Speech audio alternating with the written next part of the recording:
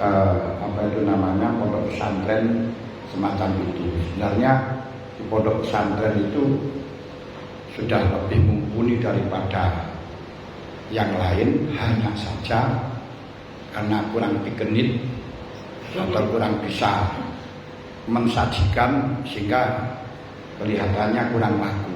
Tapi sebenarnya semuanya ilmu-ilmunya mahasiswa itu sudah ada di pesantren.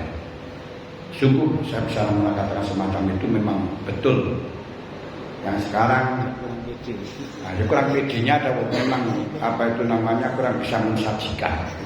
Ketela itu kalau yang mensajikan orang yang cantik satu harganya 10.000. Tapi kalau tidak bisa mensajikan harganya hanya 2.000 atau 500 perak. Padahal rasanya sama, hanya kurang bisa membungkus, itu saja. Kalau sekarang lagi tren dengan pakai hadoroh, pakai sakifah, pakai bi'ah, itu saya akan tertawa saja. Sebab semuanya itu di pesantren sudah dipelajari semenjak dulu.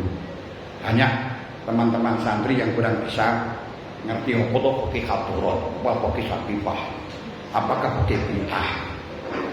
Sebenarnya kalau kita bicara pakai bi'ah, ini saya omongkan nanti hubungannya dengan usul fikih.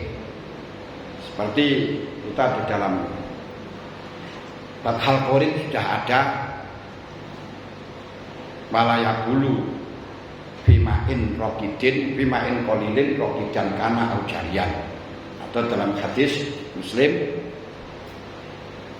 disebutkan walayakulan nahadukum bima'in rokidin, jangan sampai kencing di ma'in rokid. Kita bisa merumuskan yang semacam ini,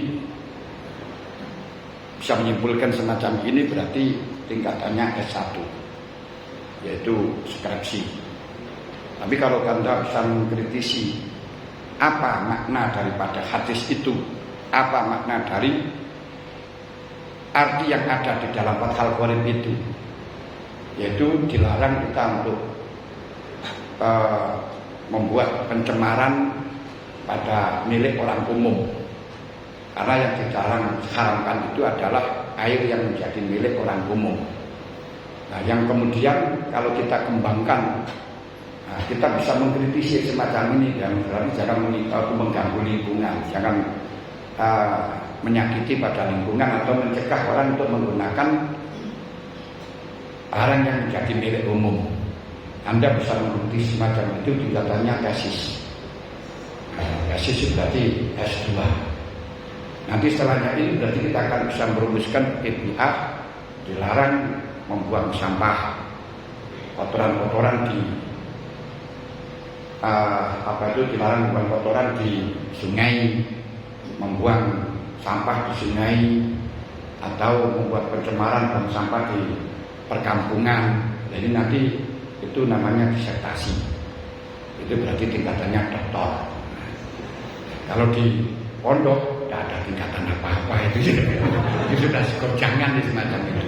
Itu model dari tingkatan skripsi, tesis, disertasi, hanya semacam itu, nggak ada yang lain.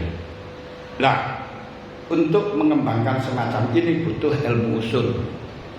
Tanpa ilmu usul Anda tidak akan tahu, karena bisa mengembangkan dilarang untuk mencemarkan dan sehingga tidak boleh membuang sampah ini diambil dari apa? Ilahnya apa? Hadis melarang untuk kencing karena ilah pada barang yang menjadi milik umum, yang berarti kalau dalam usul fikih dikiaskan dengan ini adalah membuang air, membuang kencing walaupun tidak kencing, sama dengan menuangkan kencing di sana. Ini namanya kias. Nah, ini yang ada bahasan ini di dalam usul fikih, yang tentunya harus kita tahu apa aslinya di situ. Aslinya adalah kencing di tempat umum atau di tempat yang bisa mengakibatkan ilat. Kemudian farkunnya membuang sampah, membuang kotoran di sungai, ilatnya sama-sama ilat, sama-sama mengganggu kepada orang lain.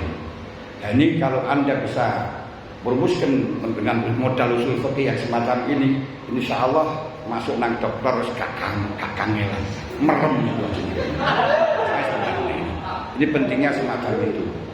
Nah, itu nanti perkembangan dalam segala hal, dalam itu fikih bi'ah. Nanti kalau kita bicara fikih fikih peradaban, bagaimana agar supaya masyarakat ini bisa rukun, bagaimana masyarakat ini bisa bersatu.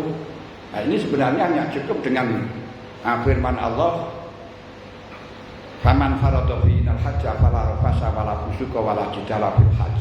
Misalnya, ini merumuskan bahwa di dalam ibadah haji, bagi orang yang melaksanakan ibadah haji, ini tidak diperbolehkan satu rafas, tidak boleh busuk, tidak boleh jidal. Yang sudah barang tentu setiap ada larangan pasti potensi untuk dilakukan. Kalau tidak potensi untuk dilakukan, tidak akan pernah ada larangan. Makanya tidak ada dalam Quran itu dilarang makan botol, dilarang makan batu, la ta'kulul hajar, la ta'kulul botol, tidak ada. Kenapa?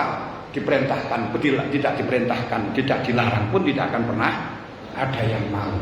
Maka yang ada malah taqrabuz zina dan seterusnya. Nah, kenapa di dalam haji kok diperintahkan yang semacam ini? Ini namanya tesis, kritis, bukan kritik, kritis. Nah, kadang-kadang kita nggak bisa membedakan antara yang mengkritisi dengan mengkritiki. Kritik dengan kritis itu sudah berbeda.